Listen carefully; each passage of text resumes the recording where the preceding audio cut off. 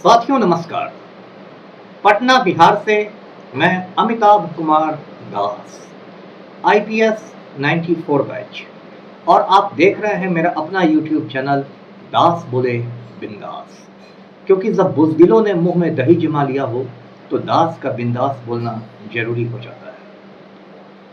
साथियों, खबर यह है कि पलटू राम के आशीर्वाद से बिहार में सिपाहियों की भर्ती में बहुत बड़ा घोटाला हुआ है और अब इस घोटाले में पूर्व डीजीपी संजीव सिंघल का जेल जाना पक्का है। अब इस वीडियो को आखिरी तक दिल थाम कर देखिए। साथियों, पिछले साल पलटू की सरकार ने सिपाहियों की भर्ती निकाली। बिहार में कुल 21,391 रिक्तियां थी, जो मुझे लगता है आज़ादी के बाद बिहार में होने वाली सबसे बड़ी बहाली थी सिपाहियों की। जब ये रिक्तियां निकाली गई, विज्ञापन निकाले गए, उसके बाद ही पूरे बिहार में गांव-गांव में, कस्बों-कस्बों में दलाल लोग सक्रिय हो गए। लोगों से संपर्क किया जाने लगा कि सिपाही बनना है तो इतना लाख खर्च होगा, ये होगा, वो होगा। मैंने उस समय भी बहुत सारे चैनलों में इंटरव्यू लिया और लोगों को आगाह किया था, सरकार को भी आगाह किया था कि कुछ खेल होने वाला है। उसके बाद क्या हुआ कि 1 अक्टूबर 2023 को सिपाही भर्ती की लिखित परीक्षा हुई। आप जानते हैं सिपाही भर्ती में लिखित परीक्षा होती है, फिर शारीरिक परीक्षा होती है जिसमें सीना नापा जाता है, ऊंचाई नापी जाती है, दौड़, ऊंची कूद, लंबी कूद, कई चीज़ें होती है। तो 1 अक्टूबर 2023 को लिखित परीक्षा हुई और उसी दिन शाम होते होते बात फैल गई कि इसमें तो आंसर जो है वो पूरा वायरल हो गया है। जो केंद्रीय चयन परिषद है, जो सिपाहियों की बहाली करता है, उसके चेयरमैन थे संजीव कुमार सिंघल, जो बिहार के डीजीपी से, पुलिस महानिदेशक पद से रिटायर हुए थे। सिंघल साहब ने आनन फानन में प्रेस कॉन्फ्रेंस बुलाया, मीडिया से बातचीत की और कहा कि कहीं कुछ नहीं हुआ है, सब कुछ ठीक है, एकदम कदाचार मुक्त परीक्षा हुई है, परफेक्ट परीक्षा हुई है, वगैरह वगैरह। लोगों ने जब कहा कि जो वायरल हो रहा है आंसर, उसमें इतना ज़्यादा मिलान हो गया है प्रश्न के साथ, तो उन्होंने कहा कि नहीं नहीं, लोग गेस करके आते हैं, पढ़ाई करके आते हैं, और इस तरह की बहुत सारी उन्होंने, मतलब जिसको आप कहते हैं थोथी दलील दी, कुतर्क दिया सिंघल साहब ने। 2 अक्टूबर आते आते, गांधी जयंती आते आते, ईओयू जो है, आर्थिक अपराध इकाई जो है बिहार पुलिस की, उसने इतने सारे सबूत इकट्ठे कर लिए कि अब कोई भागने का रास्ता नहीं बचा था सिंघल साहब के पास। तो 3 अक्टूबर को आते आते ये सिपाही बहाली की परीक्षा जो हुई थी वो रद्द कर दी गई। अब तक पुनर्परीक्षा हुई नहीं है, वो परीक्षा अधर में लटकी हुई है। उसके बाद विवाद बढ़ता गया, नई नई परतें खुलती गई और पलटू राम पर अंत में इतना दबाव पड़ा कि दिसंबर आते आते संजीव सिंघल को केंद्रीय चयन परिषद के अध्यक्ष पद से हटा दिया गया। वहां से उनका बोरिया बिस्तर बन गया।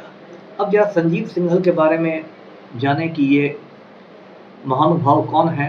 तो संजीव सिंघल 88 बैच के आईपीएस थे, यानी मुझसे 6 साल सीनियर थे, और शुरू से विवादित पदाधिकारियों में इनकी गिनती होती रही थी।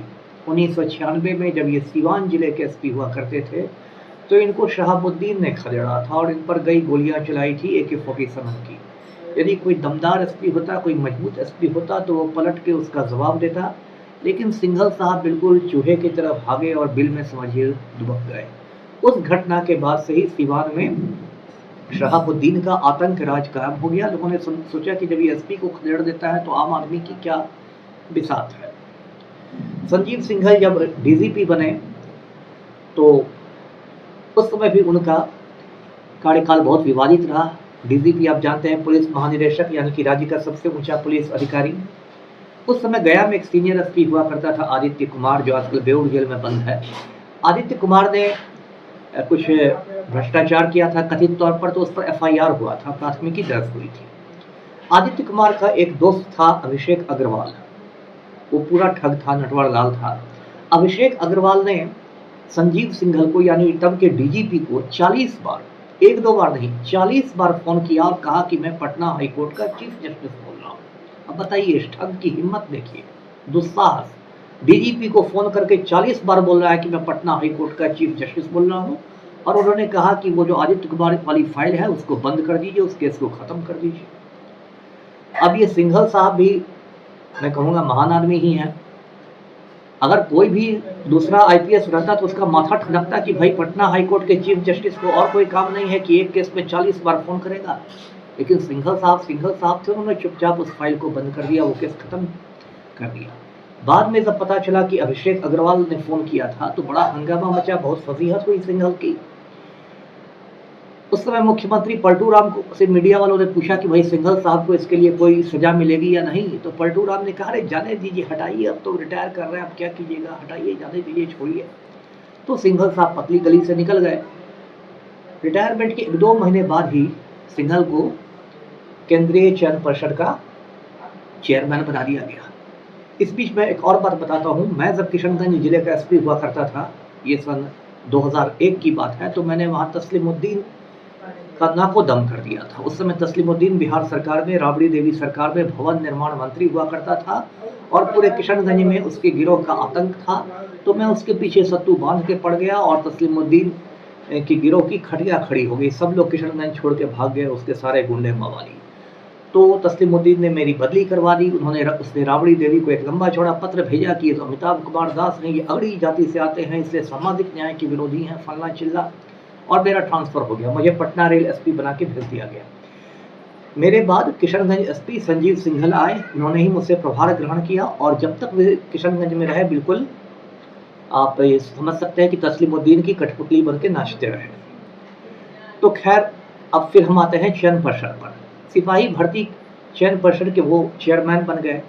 उसके बाद इतना बड़ा खेल हुआ, उसके बाद ऐसा हुआ कि उनको हटाना पड़ा। अब देखिए किस तरह से सरकार में खेल होता है, पर्दे के पीछे खेल होता है। सिंघल साहब को जब हटाया गया तो मैडम शोभा ओहटकर को, जो डीजी होमगार्ड्स हैं, उनको अतिरिक्त प्रभार दिया गया चयन परिषद की मतलब अध्यक्षा का। मैडम शोभा ओहटकर ईमानदार अधिकारी हैं। उन्होंने काफ़ी समय तक पत्राचार किया सिंघल से कि भाई जितने भी दस्तावेज आपके हैं वो सबका चार्ज मुझे दे दीजिए, सारे अभिलेखों का प्रभार मुझे दे दीजिए। लेकिन सिंघल साहब ने उनको किसी भी अभिलेख का प्रभार नहीं दिया। ये स्थिति 3-4 महीने तक चलती रही। सिंघल साहब चूँकि पलटू के बहुत करीबी हैं, पलटू के दुलरुआ हैं, इसलिए ईओयू की हिम्मत नहीं हुई कि उनसे ज़्यादा पूछताछ करें। एक दिन ईओयू वाले से ही खाना पूरी कर दें, उनके घर चले गए और चाय पी के आ गए और कहा कि हाँ, पूछताछ कर ली गई वगैरह वगैरह।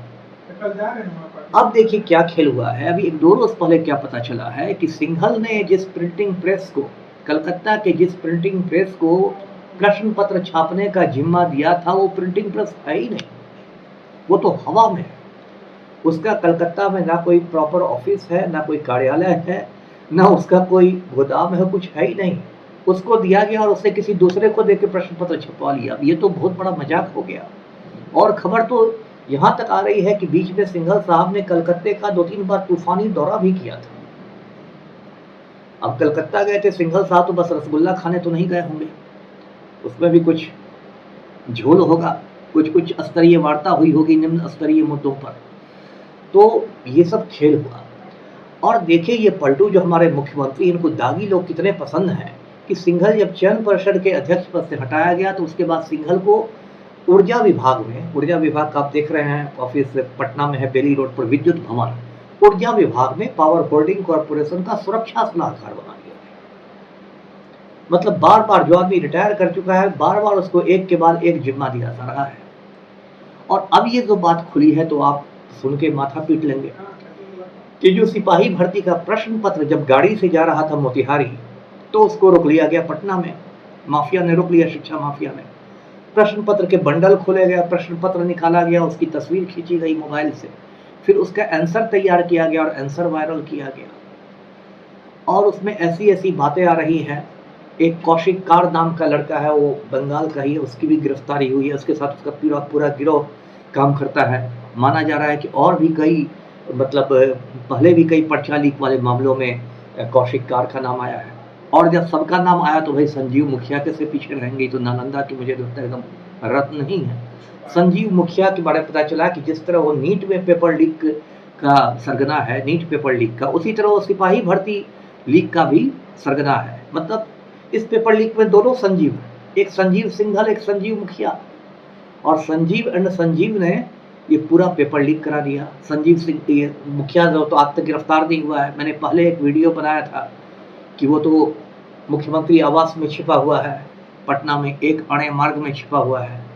मुख्यमंत्री के जिले का इतना करीबी है कि मुख्यमंत्री ने उसको अपने यहाँ छिपा लिया है। ना सीबीआई की औकात है एक अणे मार्ग पर छापा मारने की, ना ईओयू की औकात है एक अणे मार्ग में छापा मारने की। तो वो तो वहाँ आराम से बैठ के बरसात में पकौड़े खा रहा है और सीबीआई वाले लकीर पर लाठी पीट रहे हैं। तो ये सारा खेल हुआ है। अब इस खेल में मैं साथियों कहता हूं कि संजीव सिंघल की अगर 24 घंटे के अंदर गिरफ्तारी नहीं हुई तो मैं तो मान लूंगा कि इस घोटाला में सीधे तौर पर पलटू भी शामिल है। और गिरफ्तारी हो जाती है तो मैं समझूंगा कि ठीक है, पलटू का संरक्षण था, लेकिन सीधे तौर पर नहीं शामिल थे। लेकिन यदि अभी भी संजीव सिंघल घूम रहा है छुट्टा, तब तो मैं मान लूंगा कि भाई पलटू बिल्कुल उसके साथ उस घोटाले में शामिल है। और साथियों, ये सिपाहियों की जो भर्ती होती है, ये मैंने भी की है।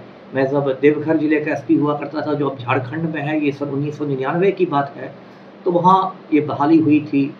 और दुमका था रेंज हेडक्वार्टर्स, यानी मेरे डीआईजी दुमका में बैठते थे। हम लोग दुमका में जाके बहाली कराते थे अप्रैल की भयंकर गर्मी में। और उस समय केंद्रीय चयन परिषद नहीं बना था, ऐसे रेंज लेवल पर बहाली हुआ करती थी। जो मेरे डीआईजी थे शत्रुघ्न प्रसाद सिंह सर थे, मुझे बहुत मानते थे। उन्होंने मुझे ही सीटी पकड़ा दी कि अमिताभ तुम ही दौड़ करवाओ सिपाहियों की, सबसे ज़्यादा गड़बड़ दौड़ में होती है। और मैं खुद उस धूप में सत्तू पी कर दौड़ करवाता था सीटी बजा बजा के। और इतनी ईमानदारी से वो बहाली हुई कि अब 25 साल बीत गए हैं, तब भी जो संथाल परगना के लोग हैं, देवघर दुमका तरफ के लोग, आज भी उसको याद करते हैं कि कितनी ईमानदारी से वो बहाली कराई गई थी। और जब मैं बीएमपी 6 का कमांडेंट था, ये सन 2006 की बात है, मैं मुजफ्फरपुर में कमांडेंट था, उस समय डीआईजी के प्रभार में था। तो उस समय बीएमपी 13 में बहाली हो रही थी सिपाहियों की, उसमें बहुत धांधली हो रही थी। नारायण मिश्रा सर डीजीपी थे, उन्होंने मुझे फ़ोन किया कि अमिताभ जाओ तुम देखो, बहुत शिकायत है।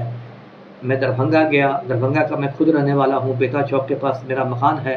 मैं अपने मकान में ही रह के फिर गया मैदान में, मैंने पूरी बहाली देखी, सारा मैंने उसमें धांधली देखी और मैंने इतनी सख्त रिपोर्ट भेजी कि पूरी की पूरी बहाली रद्द हो गई। मैं ये अपने मुँह से अपनी तारीफ नहीं कर रहा हूँ, मैं ये कह रहा हूँ कि यदि कोई अधिकारी चाहे तो एक पत्ता नहीं हिल सकता, एक परिंदा नहीं पर मार सकता है। लेकिन संजीव सिंघल जैसे लोग रहेंगे सिस्टम में, संजीव मुखिया जैसे लोग रहेंगे सिस्टम में, तो पूरा बंटाधार हो जाएगा। तो साथियों, आज का वीडियो यहीं तक था। वीडियो को लाइक करें, शेयर करें और मेरे चैनल को सब्सक्राइब करें। धन्यवाद। जय हिंद।